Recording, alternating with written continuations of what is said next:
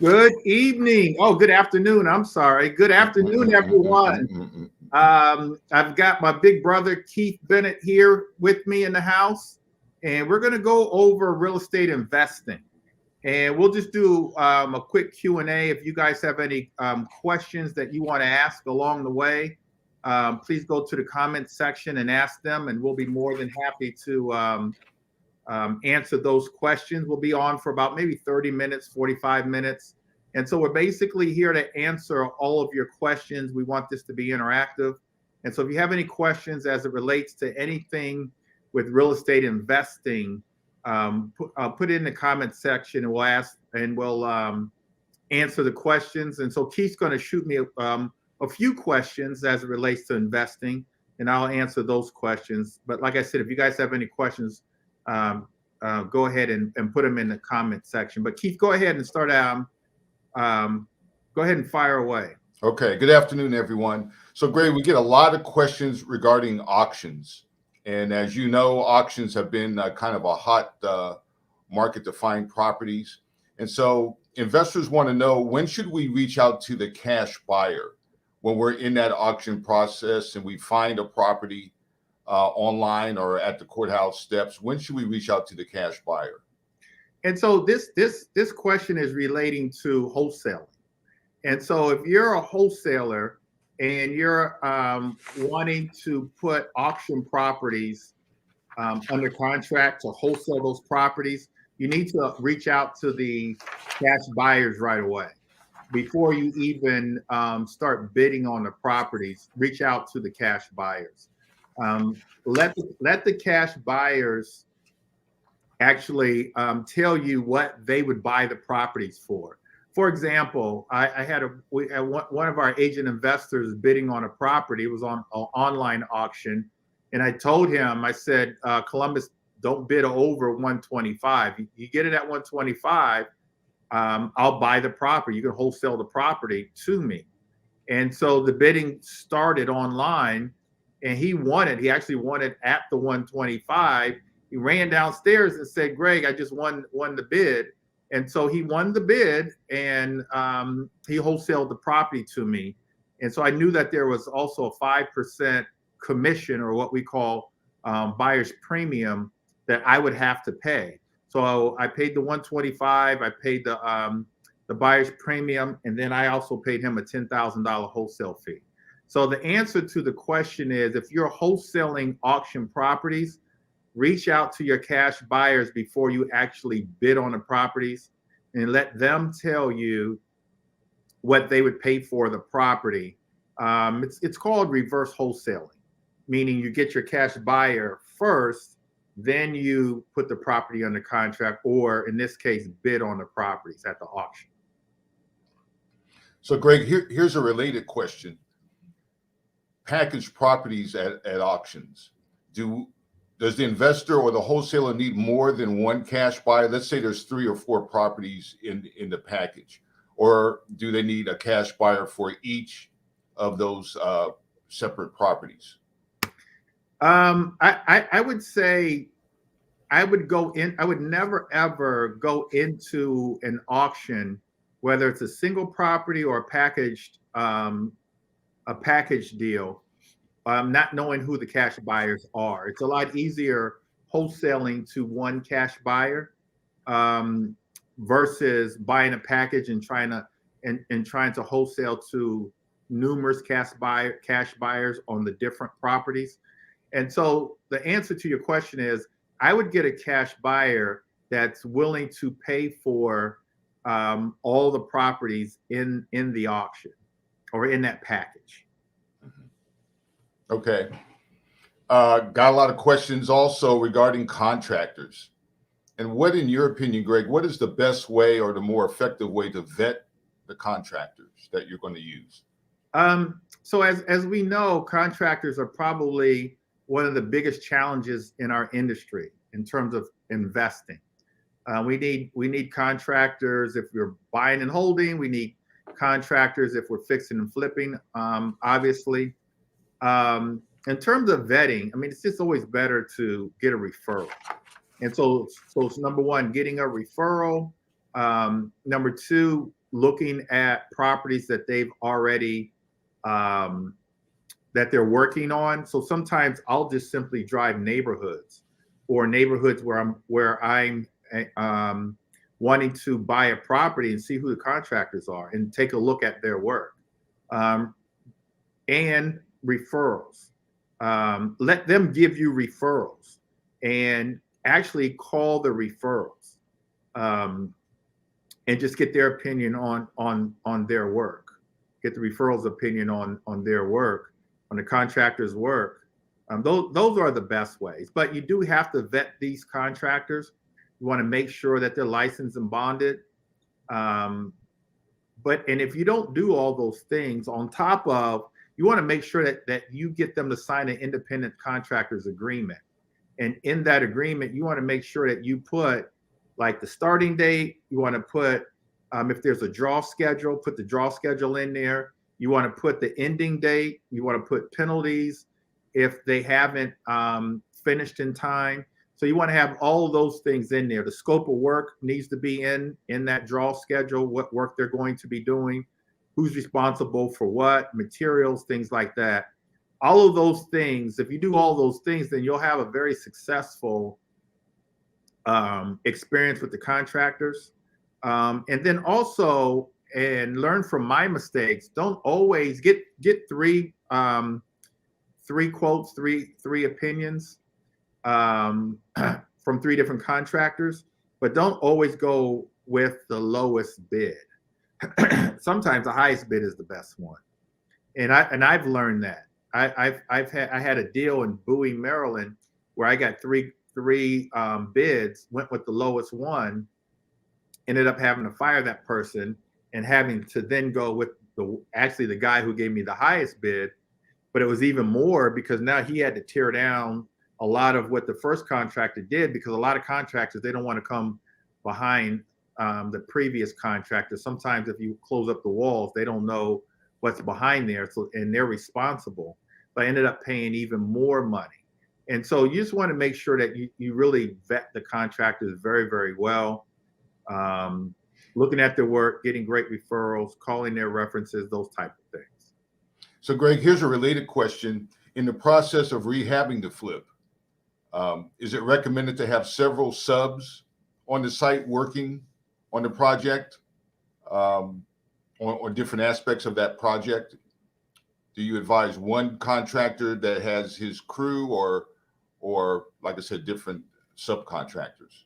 You know, I've done it different ways, but the most effective way for me when I'm renovating properties is to have one general contractor and then let that general contractor hire his own subs. Mm-hmm. Because now all I'm managing is one person. That's the general contractor. And I let the general contractor manage his subs. And so that works best for me because I'm busy, doing other things. And so I just want to manage one person. And so that works well with me. Now, I've been doing this for so long. I've got people who I can sub out projects to, and I have done that recently. But my preference would be just to hire a general contractor, let him hire the subs, let that general contractor get the materials. I pay them for material and labor. We go through a pre-construction walkthrough. They know what the draw schedule is, so they know when they're going to get paid, what work they need to do to get paid. And then, they know the scope of work, and then they know at the end, when they're going to get paid when the project is done. So everything is kind of written out. And so my preference is just working with one person, the general contractor, and let them stay in charge of everything else. Okay. So Greg, one investor has a question. So there's a property whereby the owner has dementia and is given power of attorney to a friend. Can that investor still go about acquiring the property? Oh, that's a tricky one. If they were of sound mind when they signed the power of attorney, and it's the correct power of attorney. There's basically 2 types of power of attorney. There's a general power of attorney and what's called a specific power of attorney. Mm-hmm. When we're selling real property, they've got to sign a specific power of attorney. And in that power of attorney, we've got to stipulate that they have power of attorney to sell the property, and they've got to put the property address. If the homeowner was of sound mind when they signed that power of attorney, then yes, that power of attorney can sell the property and do whatever it takes on behalf of the person that they've taken power of attorney over to sell the real estate. Okay. Here's another question. Any differences, Greg, between wholesaling commercial buildings versus residential, in your opinion? In terms of wholesaling, and again, you guys, if any of you guys that are watching now live have any questions, just go ahead and put them in the comment section. We'll answer your questions for you. In terms of wholesaling, the dynamics of wholesaling is all the same. We're going to put a property under contract below market. So whether that property is a residential property, commercial property, multifamily, we're going to put that property under contract below market, and then we're going to assign that contract to a cash buyer. Now, it could be for commercial, multifamily, residential. What you have to look for on a commercial property, though, is you've got to know how commercial properties are sold. And commercial properties aren't necessarily sold on after repair value like a residential property. Commercial properties are income producing properties, so they're sold based on the income of the property.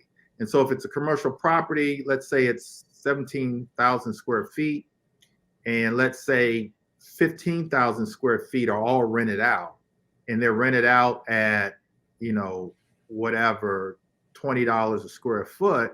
Now you take that, you consider that income that's coming in. And what I tend to do is do what's called, I don't do what we call the Mayo formula. I do what's called a cap rate, and I'll do a cap rate, and then I'll determine the value that way, and then I'll wholesale and then I'll see what the cap rate is. Now, and I'll do a cap rate at about somewhere between 6 and 8%. And then I'll tack on whatever I want my wholesale fee to be. Now, I know a lot of what I just said is kind of technical. And that's a whole class on cap rate and all those kinds of things. But I would just look that up, cap rate. You can just Google cap rate to see exactly what that is. And so that's the only difference between wholesaling a residential property and wholesaling a commercial property, is you've got to consider the cap rate. On a big multifamily as well, 4 units or above, you want to use the cap rate as well. You're not just looking at the after repair value, because it's income producing. So a commercial property is worth a lot less if it's vacant.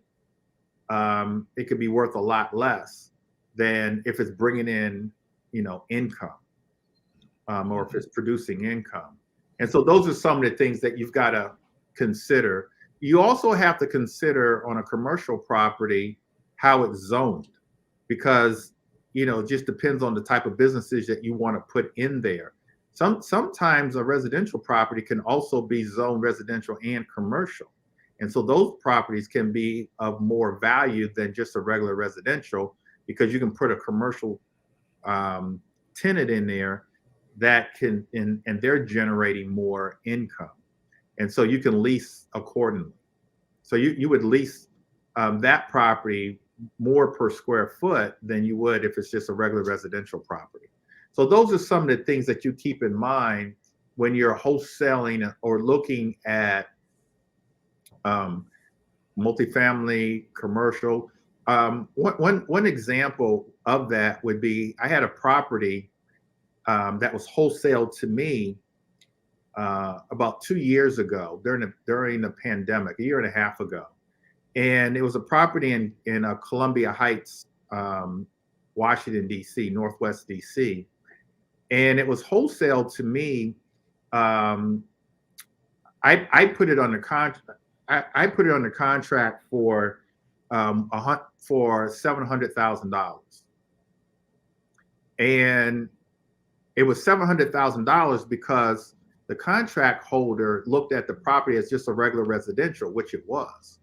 I did my research. I put it on the contract, but before I did put it on the contract, I checked the zoning, and the zoning said that this property could be a multifamily, it could be a condo conversion. And so I didn't disclose that research that I did. So I put it on the contract for $700,000, and then I actually wholesaled that property and for $900,000 to someone who was going to. I had a couple cash buyers that specialized in condo conversions, where they could take that property at $900,000, go to DCRA, put in their plans for, I think it was 3 condos, and sell each condo for $1 million. I made $200,000 just doing my research, knowing what the zoning was. And so when you're wholesaling, even if it's residential, check the zoning. If it's commercial properties, check the zoning, multifamily, those kinds of things, so that you can maximize the opportunity and you can see each opportunity and maximize each opportunity the best way you can. Any questions on that, you guys? Go ahead and go to the comment section. Greg, I want to switch gears a little bit. For all intents right now, 2021 is getting behind us. Now it's time to think about our goals for next year. And so this question comes from a new investor, or those at this meeting right now, thinking about getting into the investing game a little bit more. So the question is, what must the new investor do to set up systems for success? Should they have daily goals, weekly goals, monthly goals? I know that you spent a lot of time last month, and probably knowing you earlier, to prepare for next year. What should a new investor think about as far as setting up their plan for success in the new year? You know, that's kind of a loaded question. It's a number of things, but I think it kind of starts with setting a goal for 2022. So setting what we call a big goal. And so it all kind of starts there. What is your big goal? 12 months from now, what do you want your investment business to look like? What do you want your life to look like? So we start with that big goal, that big dream. And so we start with the end in mind. And then we come back to, okay, that's the goal. And the goal could be to buy and hold 2 properties, or to flip 1 property and buy and hold 2 properties. It could be to increase my monthly cash flow by $10,000 a month. You know, whatever that goal is, increase my net worth or my equity in my properties by another 100,000, whatever it is. And so now we know what the goal is. Now we have the big goals and the big dreams. Now we've got to have the planning. And so we got to plan out how we're going to get there. Is it marketing? Do we need to generate leads for that? Do we need to get some partners so that to help us buy, you know, those properties? Is it fixing my credit so that I can get financing? Do I need to get some crews for contractors? And so whatever that plan is, we've got to put together a plan. So we've got big goals, big dreams, big plans. Now we've got to find a model, and what I call a big model. And so we've got to find some people that have done what we want to do, so that it just makes life a lot easier. And sometimes with big models come with coaching, mentorship, those kinds of things. And so that we don't want to reinvent the wheel, especially if we got a big goal and big dreams. We want to minimize our mistakes, but get to those goals a lot faster. You get to them a lot faster with coaching, mentorship, that kind of thing. Models. And if you don't have a model, lots of models on the internet. You can find models on the internet. And then we go from big goals, big dreams, big planning, big models to big habits. What are the habits? What are the habits what should you be doing on a daily basis? What are the habits that you need? What are some of the habits that you need to get out of your life to sometimes give you more time? Because with more time, we've got more time to accomplish our goals. And we want to spend our day doing revenue generating activities all day long, revenue generating activities in order to get to that big goal. So if I have a big goal of increasing my monthly cash flow by, let's say, $10,000 a month for next year, that's a big goal. I mean, that could be 10 buy and hold properties. It could be 2 or 3 4-unit buildings. It could be 1 commercial building, whatever that looks like. That's a big goal. I don't have time to waste. And so we want to have revenue generating activities. And so we've got the goals, the planning, the models, the habits. And then at the end of the day, we've got a big life, hence, no pun intended, big life financial services. But that's what we need to do. Now, part of the planning is the marketing. Part of the planning is the technology. What technology are you going to use? As far as a real estate investor, I would recommend PropStream. I think we've moved over from Real eFlow to PropStream. Yeah. And so I would get PropStream. PropStream will help you all along the way of a lot of things I just talked about in terms of your marketing, in terms of your contact management software, it's your CRM. You can pull comps out of PropStream. You can do skip tracing out of PropStream. PropStream will also allow you to do repair estimates. You can do repair estimates out of PropStream. And so the technology and the systems that you need, you can do out of PropStream. A lot of the marketing, you can get lists out of, you can get absentee owner lists. You can get lists out of PropStream. Also, along with the marketing is branding yourself as an investor on social media. Those are some of the things that you need to do. And so you've got to have those plans. If you're a new investor, you've got to have those type of plans, and you've got to do them every day. Consistency, you've got to take action, you've got to be patient.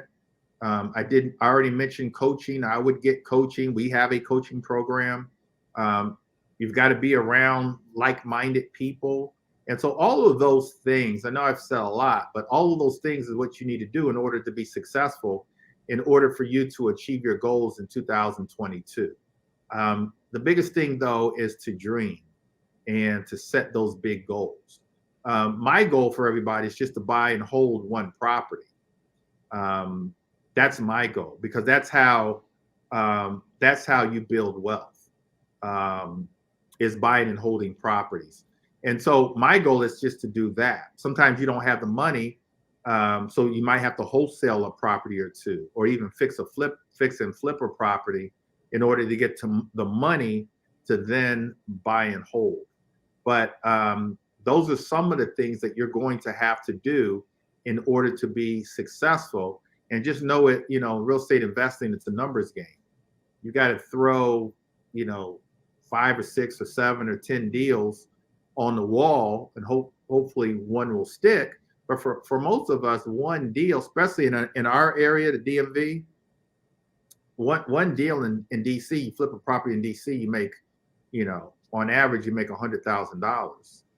And that's a good 1 deal. And sometimes, I'll throw 60 deals on the wall, hopefully 1 sticks, and I make $100,000. And then we take that money, now we buy and hold a property. And if it's in DC, I've got a property I bought in the northeast section of DC, Deanwood, about 3 years ago. I owe about $200,000 now on it, and it's worth $600,000. And so just that 1 property, I got $400,000 in equity in that 1 property, and it's cash flowing, making about $1,000 a month in positive cash flow. And that's how you build wealth. and you do it one property at a time.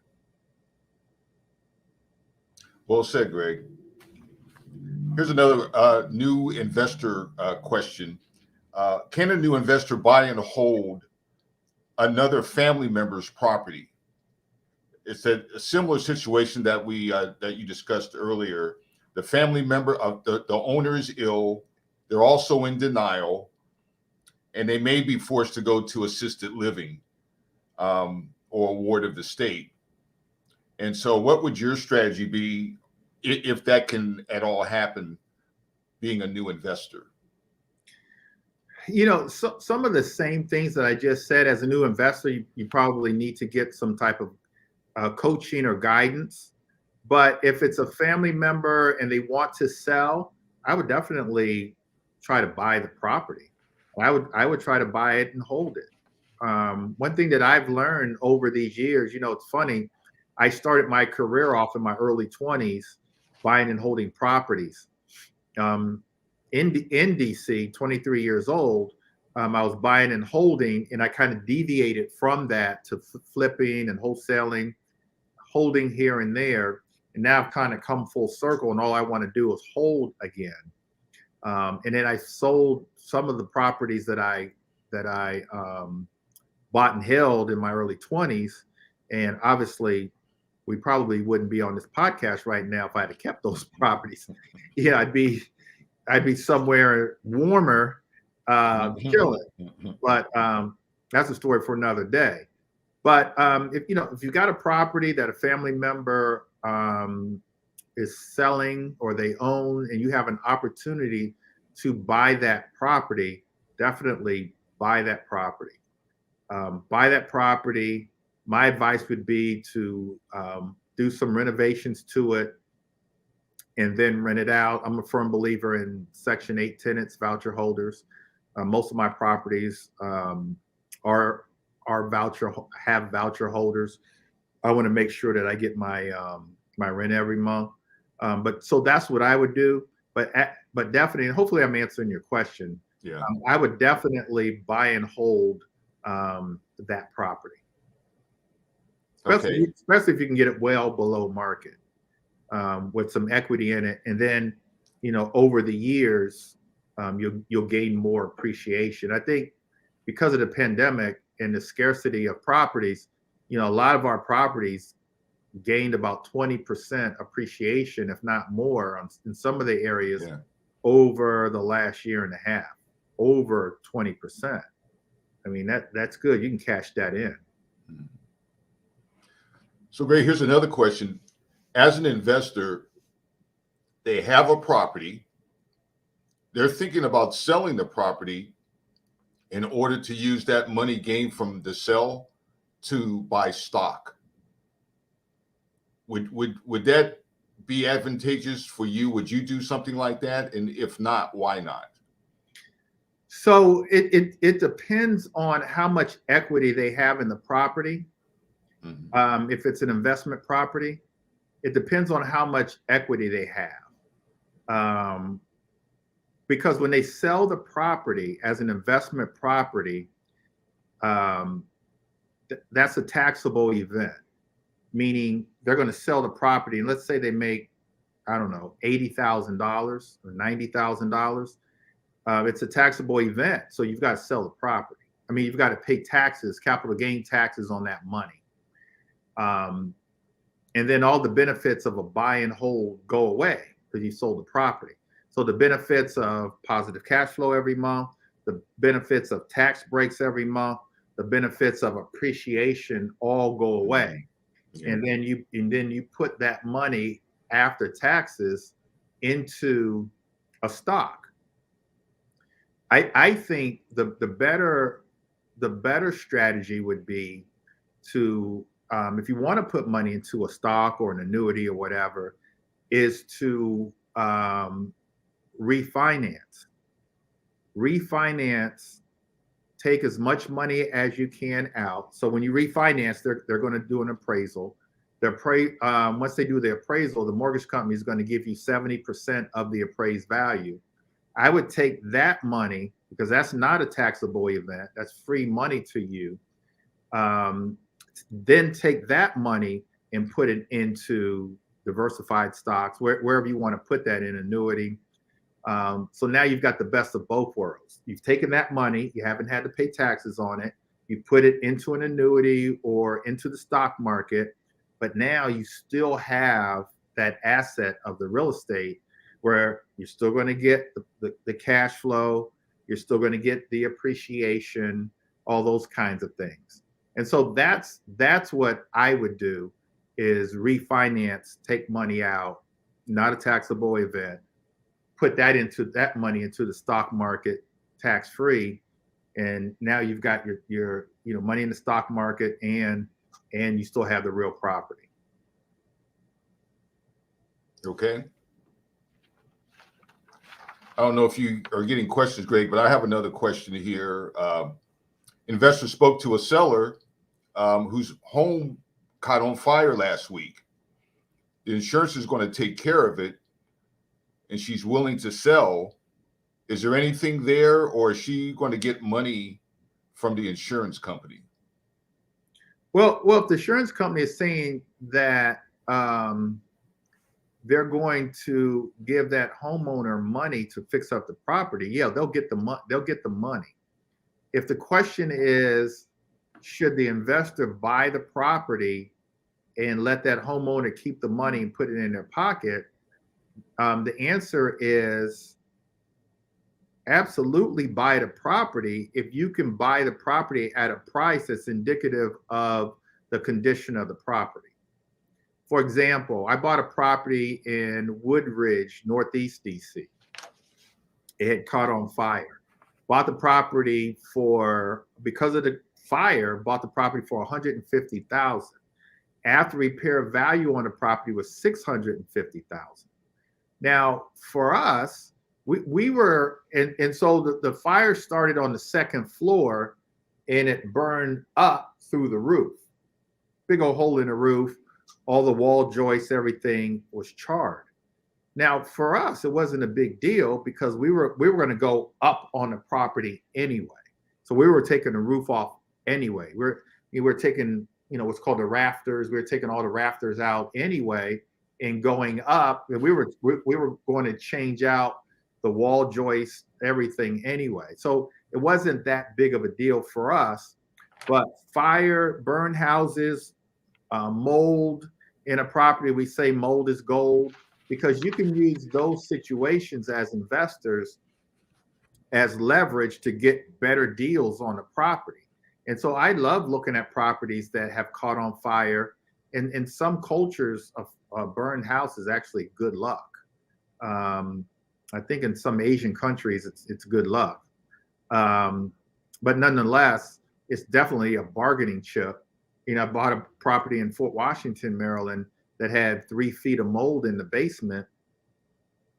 And I was able to get that well below market because of the mold. But for us, we just cut out the drywall 3 feet down, took out the insulation, sprayed, the kilts, took out the baseboards, and then just put everything back. It wasn't really that big of a deal, but we got it for a good price. So those type of situations is what real estate investors are actually looking for.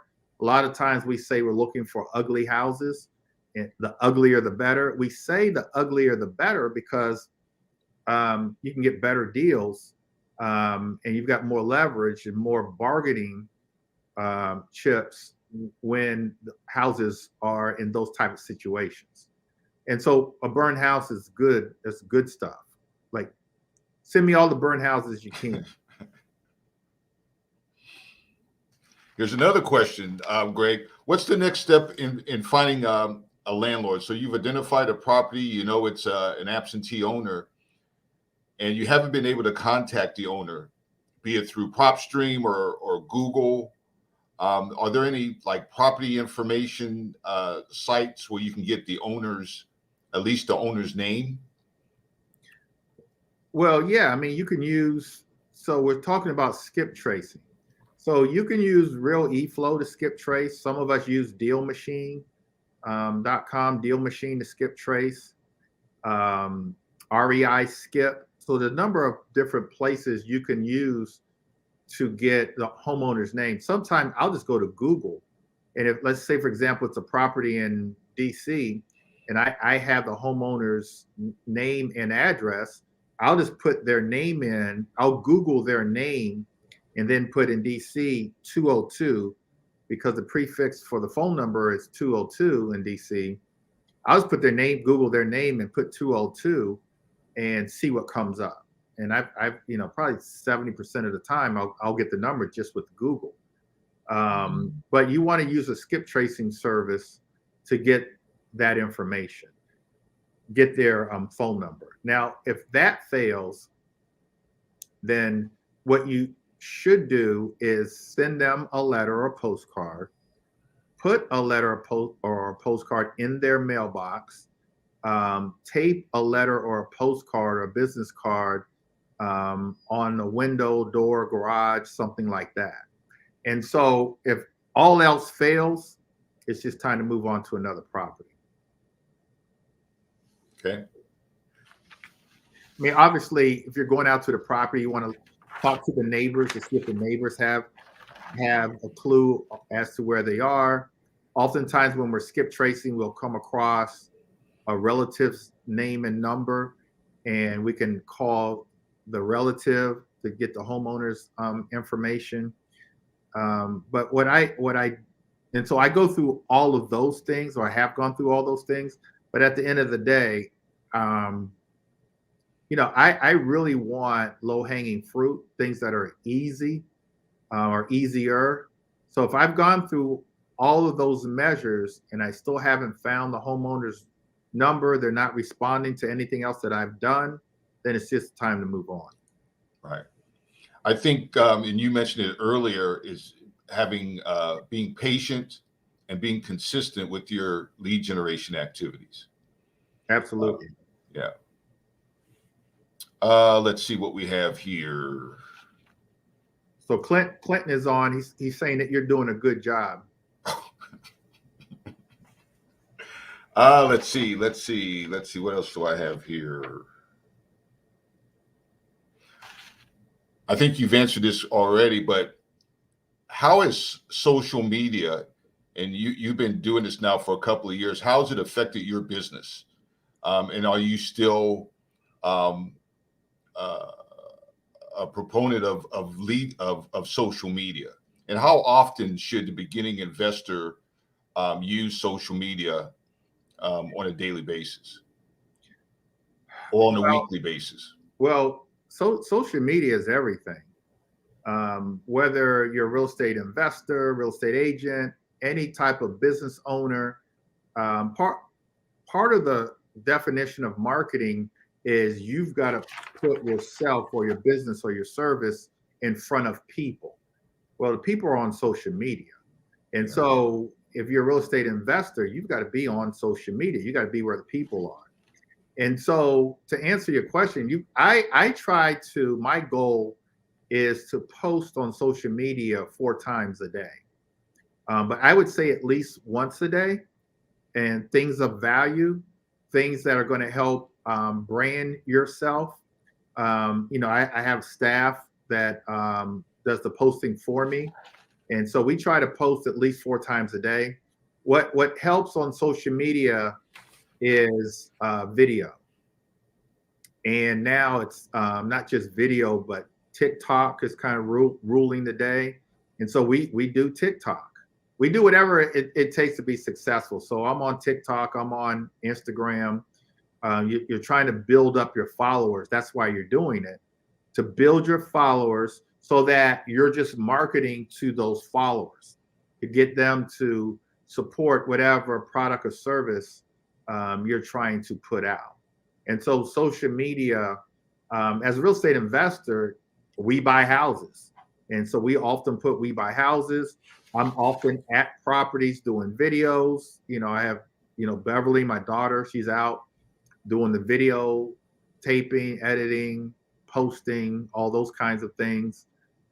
We consciously do those things to increase our brand, increase our awareness, and to and for marketing, and it works. I mean, I used social media, or I'm using social media for recruiting for the real estate brokerage, and we're now over. We just keep saying we're over 500,000, but probably getting closer to 600,000, all through social media.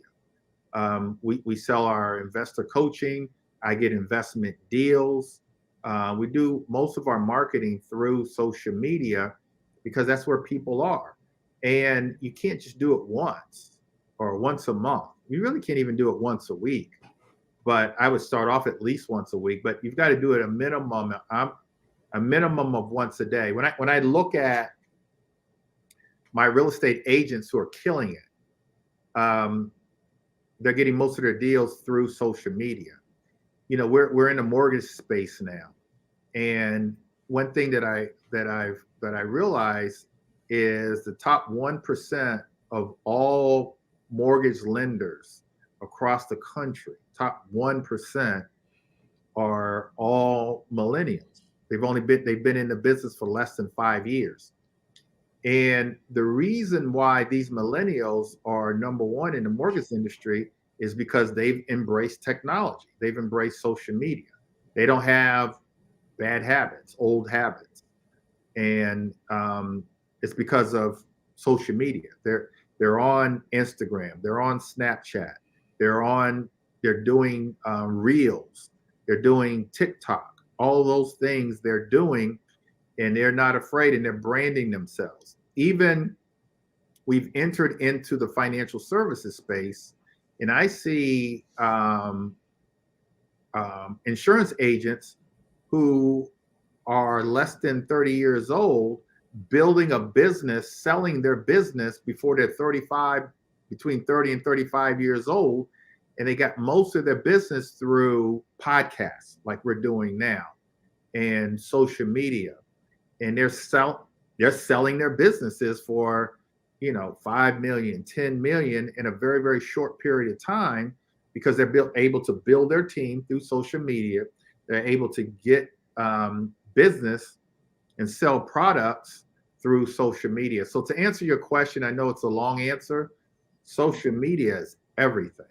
You cannot be in business, in my opinion, unless you use social media. And we started the real estate space, many years before social media. We started, in the mid 90s, and it's just a whole lot easier and better now utilizing technology and social media and internet marketing, because for the most cases it's free. It's free of charge, and people want content. People want to see. They don't want to read. They want to see pictures. They want to see videos. They want to be entertained. They want to be marketed to without being marketed to. And so for all those reasons, social media, even in the real estate investing space, is just the most important thing. This is why we're here. This is why we're doing this investor Q&A right now. That's going to go to our YouTube channel. It's on Facebook Live now. It's going to go to all of our podcast channels to help brand ourselves. And so that's why we're doing it. And that's why we'll continue to do it. But social media, like a couple of years ago, you would never ever hear me say what I've just said. Like get the camera out of my face. But again, with big goals and big dreams, I knew what I had to do. I had to embrace it. So, I stumbled, fell, tripped over my words initially, but I just knew I had to get better and better, because this is where it is now. This is, running a real estate business is not your great grandfather's real estate brokerage anymore. You have to change with the times. And as a real estate investor, you have to change with the times, or you'll get left behind. The millennials are coming, and they're growing up with social media and technology and things like that. And so as a business owner, you've got to do the same thing. And so you've got to embrace it, whether you like it or not. I'm crazy enough to embrace it. And we're here, and we are not going away. And if technology changes, we're going to change right along with it. Mm-hmm. So, Greg, let's talk education just for a second. So, what books are you reading? What podcasts do you listen to? What keeps you inspired? Or do you follow one or two people, maybe nationally? Oh, it changes from time to time, depending on, what my interests are at the time, depending on what I'm studying at the time, developing. I hate to use this word, but I'm what's called a serial entrepreneur. And so it just depends. So now I'm following this guy by the name of, because I'm really studying and intrigued by the financial services space. So I'm following this guy by the name of Arthur Williams, and he revolutionized the whole insurance industry. So everything that I can get my hands on, primarily online, he's written books, he's on YouTube, whatever I can get my hands on, I'm reading, I'm listening to. His name is Art Williams. He started this company by the name of A.L. Williams, later became Primerica, and he just totally changed the whole industry. And, I often wonder if he came along now with the internet, because he started back in the 1980s, what he could do right now. But so I study him and all of his business strategies and philosophies. He sold Primerica to Travelers. He's for over $1 billion. But just the systems that he put in place. And so I study him. So I walked 5 miles this morning in 20-degree weather, listening to him. And then I study a lot of the motivational speakers like E.T. Eric Thomas. I listen to him. Some of the podcasts, I love Bigger Pockets. Locally, he'd be shocked if I said this, but this one of our local investors, Joseph Asamoah, I call him Dr. Landlord.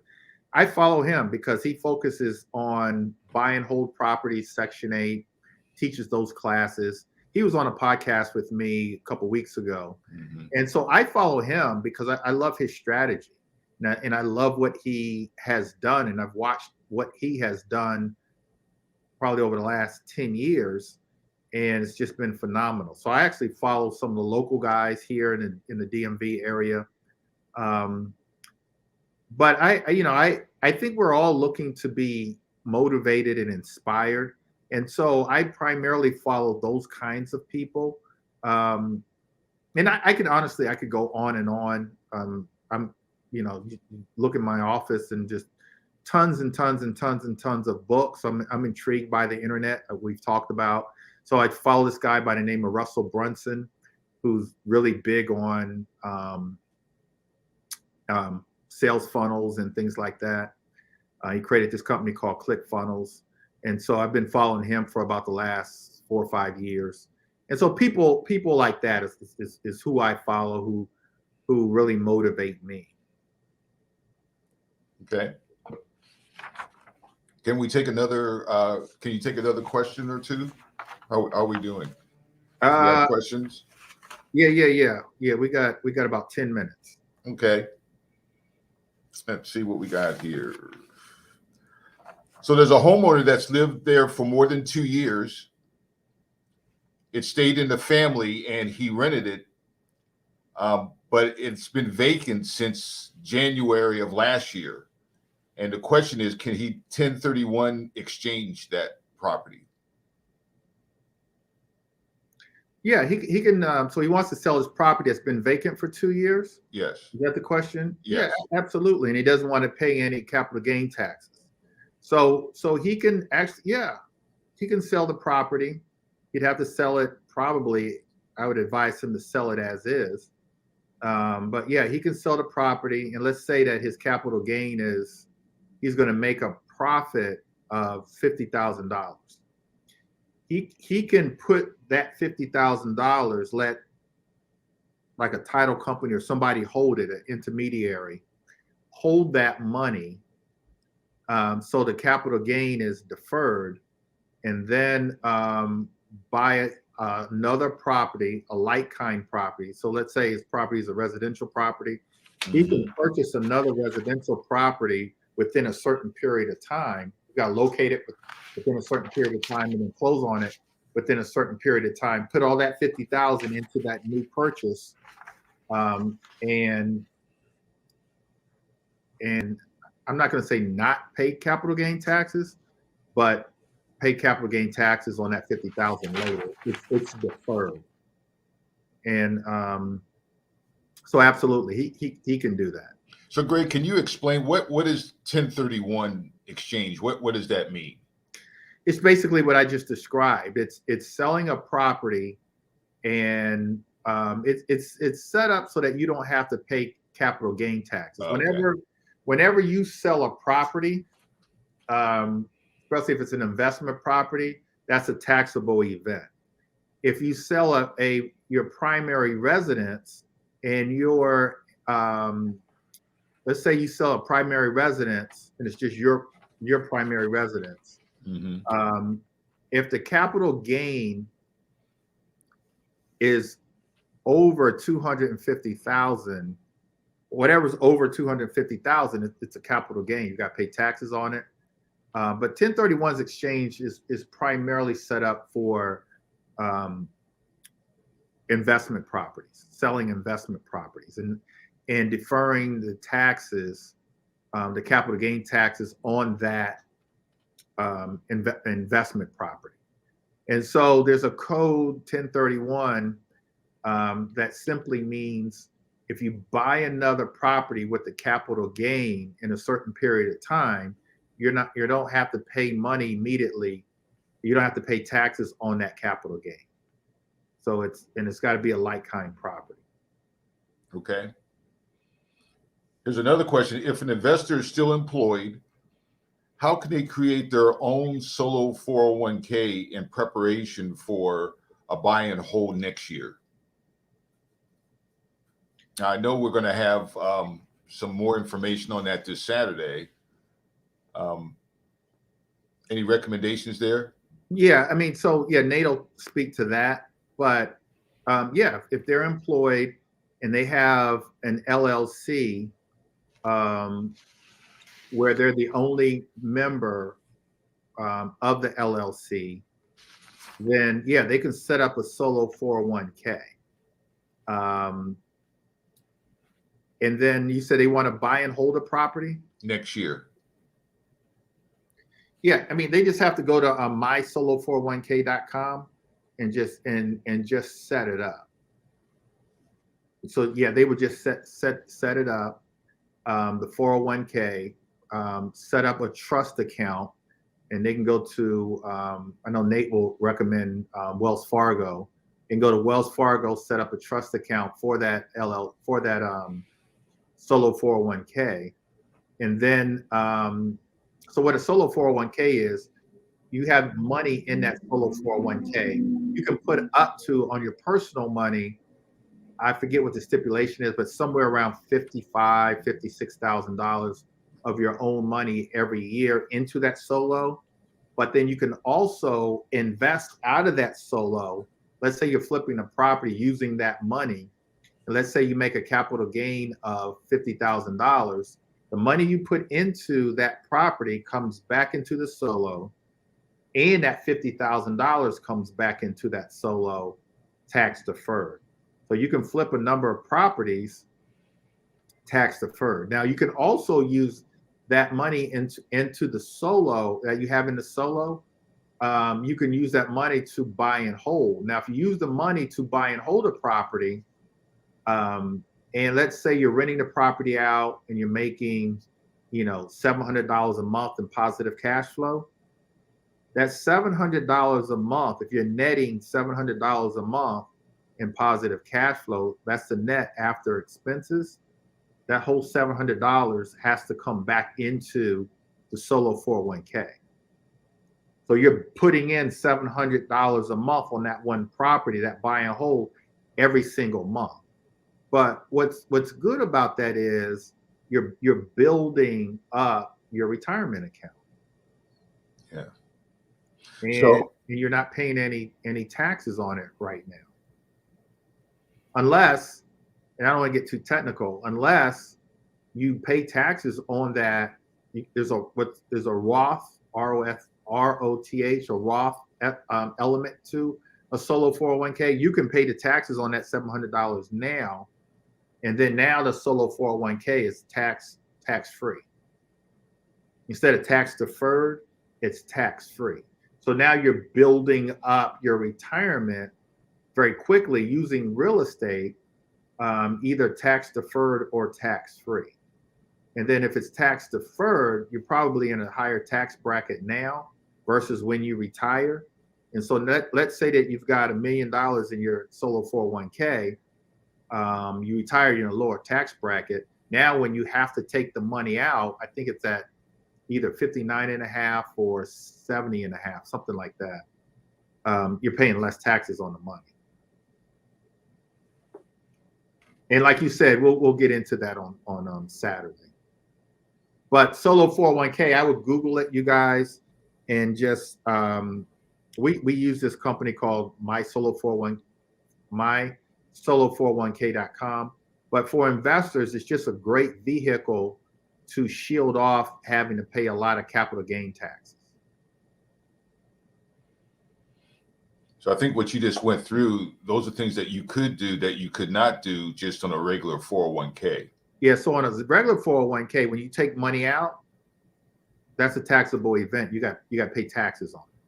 Right. On a solo 401k, when you take money out, you don't have to pay taxes on that money, as long as you return after, let's say you flip a property. So after you do that, as long as you return the money back to the solo along with the capital gain, you're not paying, or you're paying, the taxes are deferred. All right. And it's not taxable, initially a taxable event. Good stuff. Good stuff. Greg, I think that does it with the questions that I have. All right. Any other questions, you guys? You guys have any questions out there before we wrap this up? We are going to be having actually a retirement event this Saturday. Those of you guys are in the DMV area, you can go to joinpgcinvest.com. That's joinpgcinvest.com to join us Saturday, free of charge. Omelet Man will be there giving out free omelets. We're going to be talking a lot about retirement, a lot of things that I just talked about in terms of solo 401ks, annuities, things like that. We'll be talking about on Saturday. And so try to make that Saturday retirement near and dear to our hearts. We're of that age where we're really, really, really thinking about retirement, not wanting to work for the rest of our lives. And so we're going to be able to, we'll have some guest panelists that will talk to us about credit, solo 401ks, annuities, all the types of insurances that you need to prepare yourself for retirement. So we'll be talking about all those things, how to convert or roll over. A lot of federal government workers have a thrift savings plan or TSP. What should you do with your TSP? Should you leave it in there, or should you put some of the money in a solo 401k, the rest of the money into an annuity, maybe some into the stock market, diversified funds? And so we'll be talking about all those things. And for any of your real estate investment needs, we've got a couple products that we have. And Keith, correct me if I'm wrong on these links. You can go to 8-week course. BBC 8weekcourse.com, the number 8, BBC for Bennett boot camps, BBC 8weekcourse.com. Or you can go to, is it BBC Platinum? Yes, bbcplatinum.com. bbcplatinum.com for our coaching program. BBC 8-week course is basically our 8-week course. I believe it's only $275, and so you get an 8-week course with that. All right, Keith. That's it. That's all I got. I think we did good. Yep. You seem to know what you're talking about. You know what they say when you're young, fake it till you make it. Yep. All right, appreciate you. Okay, thank you. Take care, everybody. Have a great day.